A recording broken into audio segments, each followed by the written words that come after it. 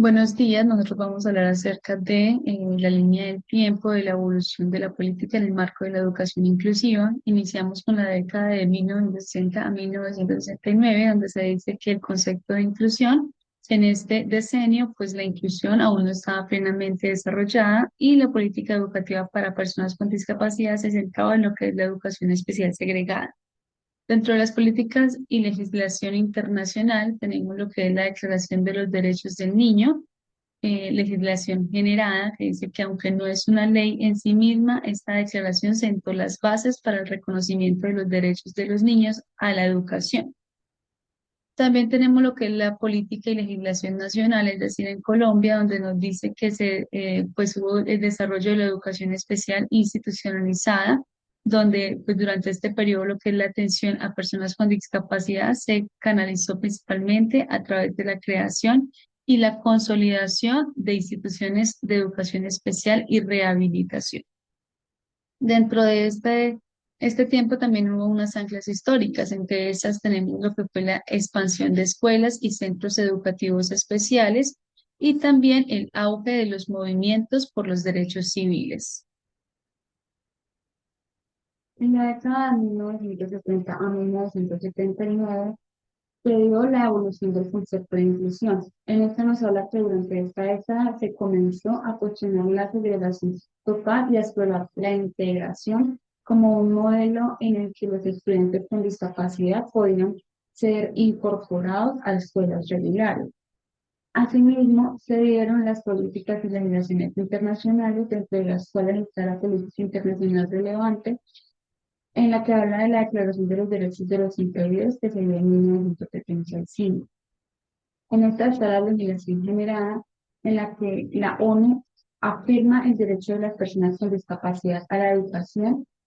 y a la rehabilitación. Asimismo, otra política relevante está la del informe de Warnock en Reino Unido en 1978, en la cual nos habla de que esta incluye en cuanto al concepto de necesidades educativas especiales. Entonces, ahí se da lo que es el desplazamiento en el enfoque de discapacidad y este se centra más en las necesidades del aprendizaje de los estudiantes. También tenemos las políticas de migración nacional en Colombia, en la cual habla de la política nacional relevante en los inicios de integración educativa y desarrollo de los programas especializados. En Colombia, el Ministerio de Educación Nacional comenzó a establecer lo que son los programas de educación especial y a promover la capacitación de los docentes en esta área en específico.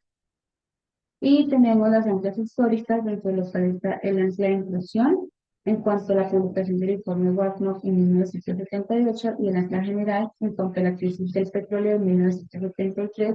y el contingente impacto económico global que aun sin directo afecta la inversión en servicios sociales y educativos en muchos países.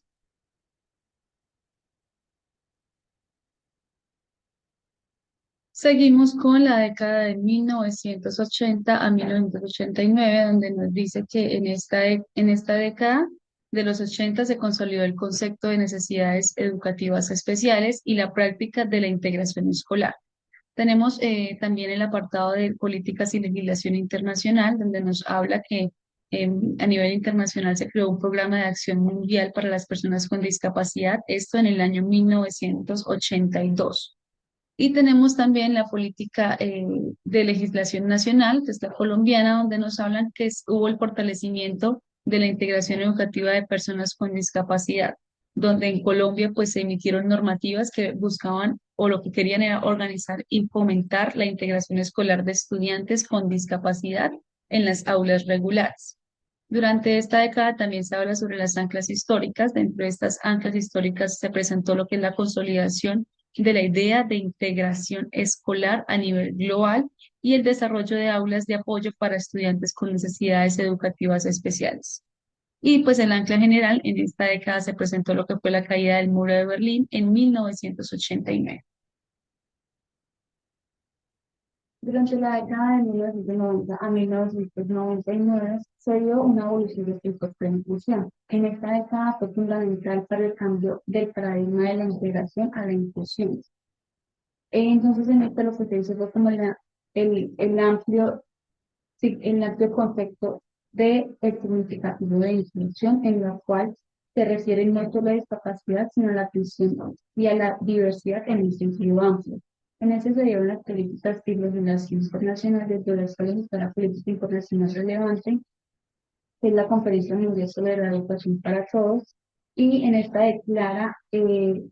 la educación es para todos, afirmando que la educación es un derecho fundamental. Está también la Declaración de Salamanca y Marco de Acción sobre Necesidades Educativas Especiales, en las cuales hablan que la escuela debe ser un espacio inclusivo. Está también la política de la Universidad Nacional en Colombia, en donde nos dice que la Constitución en 1991 consagró el derecho a la educación para todas las personas y a proteger especialmente a los grupos vulnerables. Está además las anclas históricas en las cuales nos habla de 1994, marcó el giro global hacia la educación inclusiva como un principio fundamental para la atención a la diversidad y que además surgió un masivo y un amplio proceso de Internet en la cual se dio una expansión a la globalización y empezó a transformar la comunicación y el acceso a la información e interacción social. Seguidamente tenemos la década de los 2000, del 2000 al 2009, donde nos habla que en la evolución del concepto de la inclusión, pues ya la concepción de la inclusión se profundiza y esta pues se consolida como un enfoque de derechos humanos. Entonces hace hincapié en la eliminación de barreras para el aprendizaje y la participación en todos lo que son los contextos educativos. Dentro de esta década, pues también se vieron las políticas y legislación internacional, donde nos habla que se presentó lo que fue la Convención sobre los Derechos de las Personas con Discapacidad